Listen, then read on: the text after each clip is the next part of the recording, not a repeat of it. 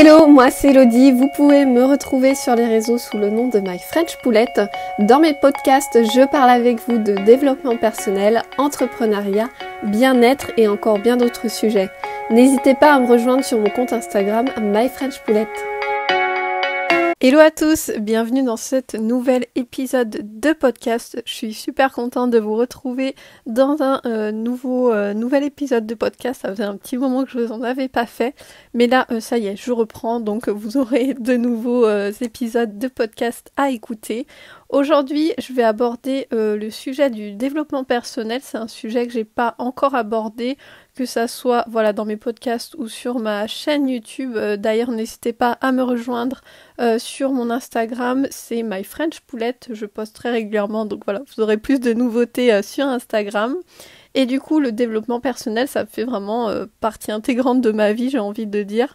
J'ai découvert il n'y a pas si longtemps que ça, et vraiment ça a révolutionné ma vie de comment je me sens, de mon état à comment je travaille et l'entrepreneuriat. Je vais aborder en premier qu'est-ce que le développement personnel pour moi. Alors pour moi, le développement personnel, c'est un peu devenir la meilleure version de nous-mêmes tous les jours, enfin un peu tous les jours se perfectionner.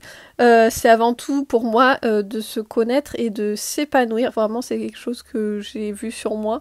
Le développement personnel, ça m'a vraiment épanouie, et aussi déconstruire un peu toutes ces pensées limitantes qu'on a pu avoir tout au long de notre vie.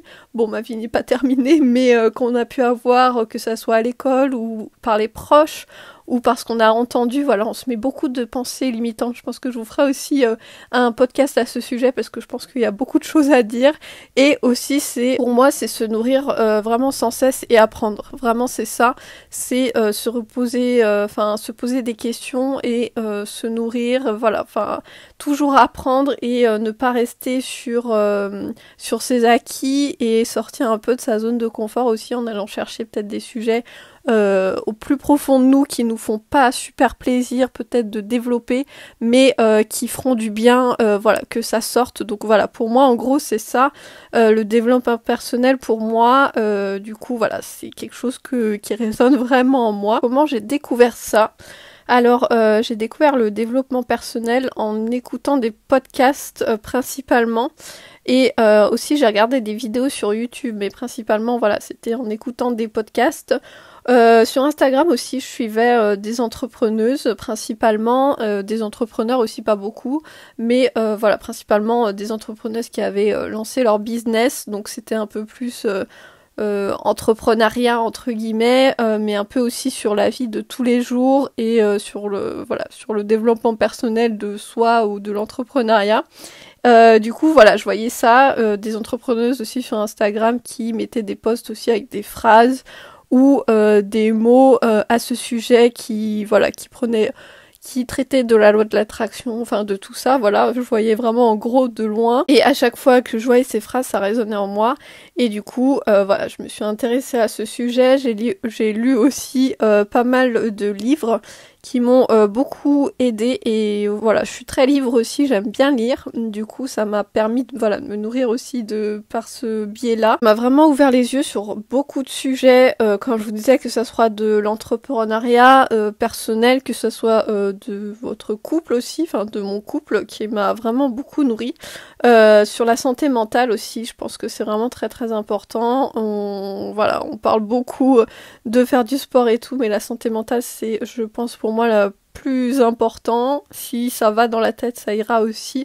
Donc au début je me suis dit c'est quoi ce truc un peu chelou de gourou, des trucs de développement personnel. Je me suis dit, mon Dieu, ça fait un peu psy, qu'est-ce que je vais faire, qu'est-ce que c'est? Ça me faisait un peu peur, et du coup après je me suis mise. Alors je vais vous parler comment ça a résonné en moi. Je pense, c'est même sûr, que lorsqu'on est employé, on se pose pas forcément toutes ces questions à ce sujet-là sur le développement personnel. C'est quand on est passé du côté entrepreneurial, on fait un énorme travail sur nous-mêmes, et il faut creuser, je pense, au plus profond de soi pour pouvoir trouver les ressources, pour rester motivé et pouvoir continuer. Donc je pense que si on est dans ce train-train de la vie, en étant salarié, on se pose peut-être forcément moins la question et on fait peut-être un travail beaucoup moindre sur soi. Enfin, on va pas creuser en fait. C'est quand je suis devenue freelance et que on commence à toucher un peu de l'entrepreneuriat, il faut de la motivation, pas mal, et il faut trouver des ressources en nous qu'on soupçonnait pas. On remet sans cesse en question, on essaye d'être la meilleure version de nous-mêmes et on prend beaucoup plus soin de son corps et de son mental. Parce que, comme je vous dis un peu, notre corps, c'est un peu l'enveloppe. Et forcément, si ça va bien, notre business se portera bien aussi.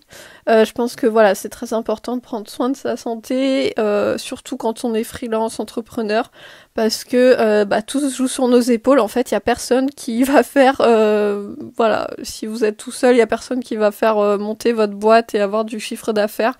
Donc prendre soin de soi, c'est vraiment super important parce que si on est à fond sur le boulot, je pense qu'on n'ira pas loin. Et de prendre soin de sa santé mentale, de faire du sport, de manger équilibré, ça nous permettra d'aller beaucoup plus loin dans notre business. Je vous disais, ça a beaucoup résonné en moi, le développement personnel.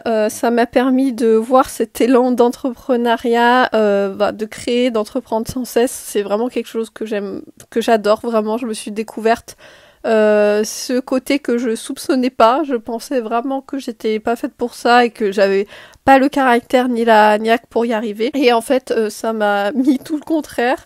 J'ai trouvé beaucoup de motivation dans le développement personnel. Ça m'a permis de faire un énorme travail sur moi-même et de vraiment plus me connaître les ressources que j'avais et de la force de caractère que j'avais, donc je ne soupçonnais pas. J'ai trouvé dans les personnes que j'écoute, que je me nourris de leur expérience, des modèles. J'avais besoin de trouver des modèles et des personnes qui m'inspirent énormément. Voilà, autour de moi, on n'est pas très entrepreneurial, du coup, il fallait que je me trouve moi-même des figures, des modèles pour tout ce qui est ça, et aussi développement personnel, trouver un peu des pistes et trouver un peu en mode de trouver un peu des personnes qui me mettraient sur cette voie. Et aussi, c'est de toutes ces personnes qui m'inspirent, de moi-même de ne plus être entre guillemets, j'ai envie de dire, jalouse du parcours de certains entrepreneuses, mais juste hyper motivées en fait, parce que pour arriver là où ils sont, ils ont eu sûrement des difficultés, des moments durs. Du coup, voilà, avant de faire tout ce développement personnel, j'étais un peu il a fait son business, je sais pas comment il est arrivé. Pas, comme je vous disais, entre guillemets, jalouse, mais en me disant, moi j'y arriverai jamais. Et en fait, une fois qu'on commence à faire ça et qu'on voit un peu les parcours des autres, qui est vraiment très très inspirant, on se rend compte, il y en a qui ont peut-être marché du premier coup, mais forcément, t'as galéré, t'as été, je sais pas, dans un minuscule appart, à pas avoir beaucoup d'argent et après à développer ton business. Donc voilà, il y a toujours derrière la face où c'est un peu, c'est beau, Instagram, vous pouvez voir le derrière de l'entrepreneuriat et ils ont toujours, la plupart, j'ai envie de dire, la plupart a vraiment galéré, était dans des situations vraiment précaires. Vraiment, je me suis rendu compte que j'aurais aimé, moi, qu'on me donne ces modèles quand j'étais, je sais pas, au collège ou au lycée, sur le développement personnel. Et ça permettrait à des jeunes qui trouvent pas leur voie dans l'école de trouver une autre voie et de pas se laisser penser qu'on est nul parce qu'on n'a pas de bonnes notes.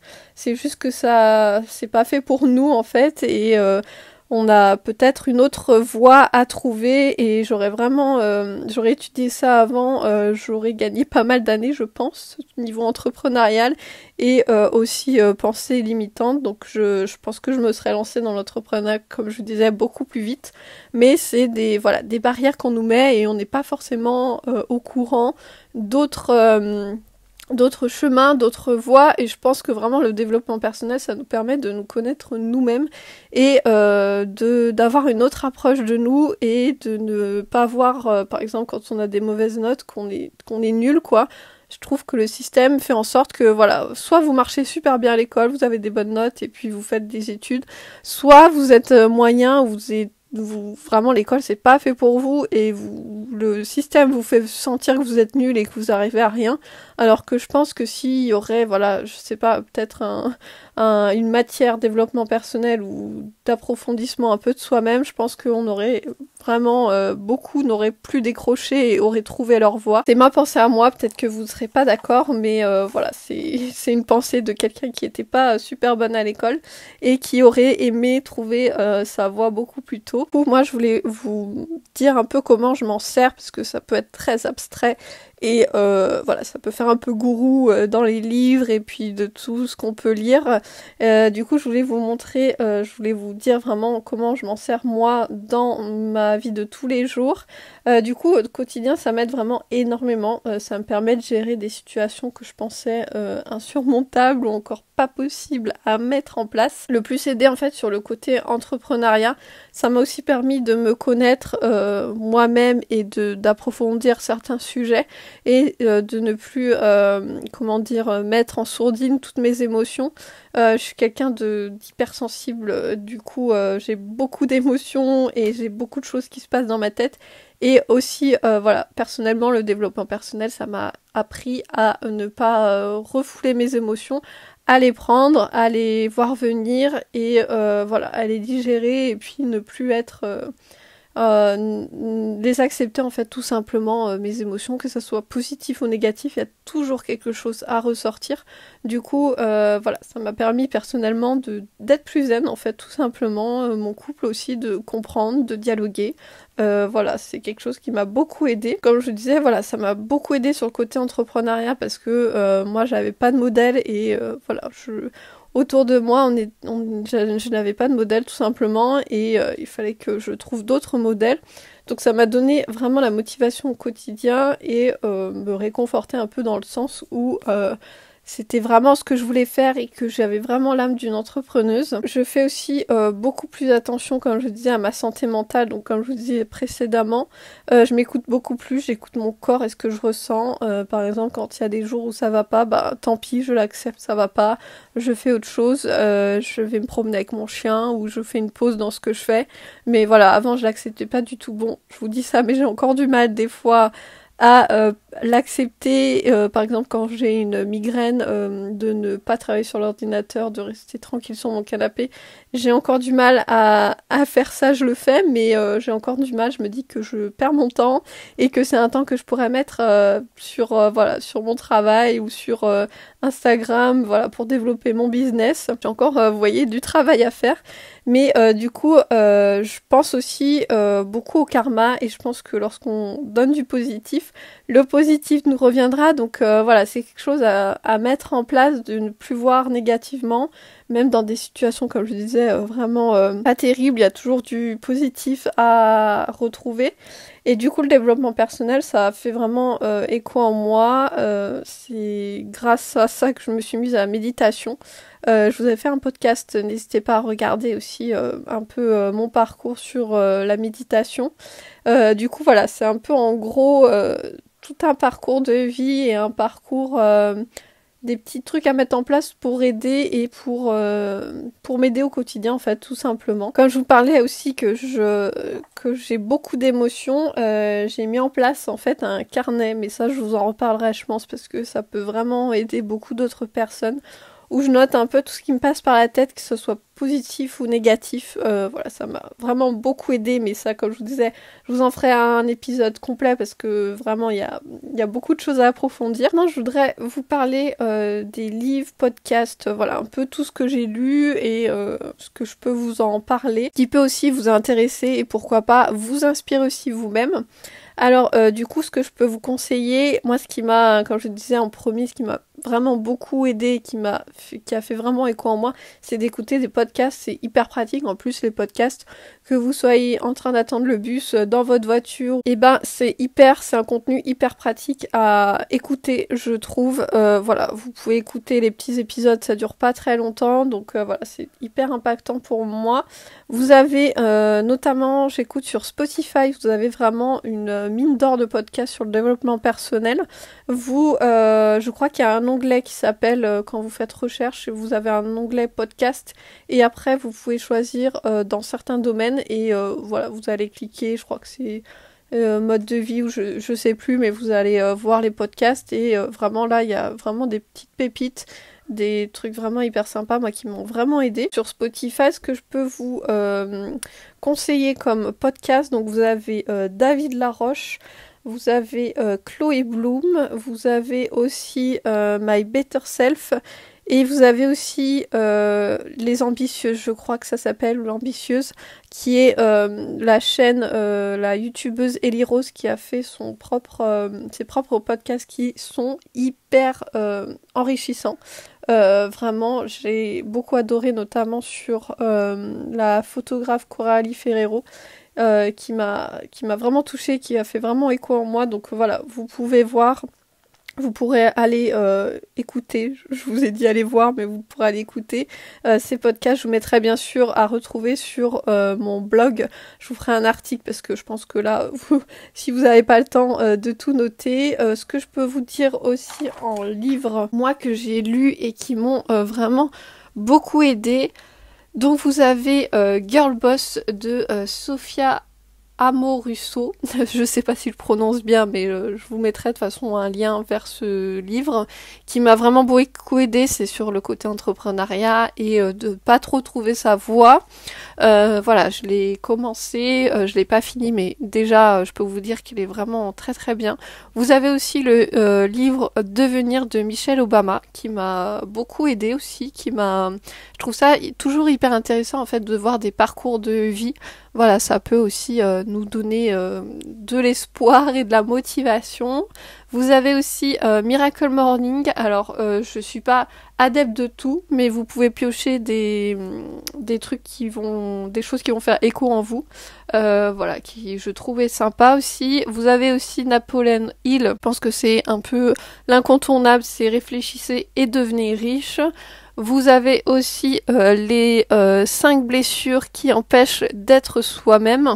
Je l'ai pas fini, mais je pense que je vais faire une relecture parce que je pense que en un passage c'est un peu indigeste. Et voilà, c'est un peu tout ce que je peux vous dire comme livre. De toute façon, comme je vous ai dit, je vous mettrai tout sur mon blog. Vous aurez compris que moi ça a vraiment révolutionné ma vie. Je vous invite vraiment à lire, à écouter des podcasts. Vous rendrez compte que le développement personnel, c'est pas un truc de gourou et vous ferez du développement personnel sans vous rendre compte, j'ai envie de vous dire, parce que vous allez vous inspirer et puis ça va faire sûrement écho en vous. En parlant de ça, je sais pas si vous avez vu, mais j'ai créé mon groupe Facebook et le compte Instagram The Woman Inspired Community. Donc si vous êtes une femme entrepreneuse, n'hésitez pas à rejoindre la communauté. Je poste très régulièrement des citations, de la bonne humeur. Vous pouvez aussi retrouver, comme je vous disais, le groupe Facebook. Si vous avez des questions, je répondrai. Donc n'hésitez pas, c'est vraiment un groupe bienveillant. J'ai vraiment envie de créer une communauté bienveillante entre les femmes et de pousser les femmes à se lancer tout simplement. Si ce podcast t'a plu, n'hésite pas à le liker, à le partager, à me rejoindre sur mes différents réseaux sociaux. Je vous retrouve très vite dans un nouveau podcast et surtout prenez bien soin de vous.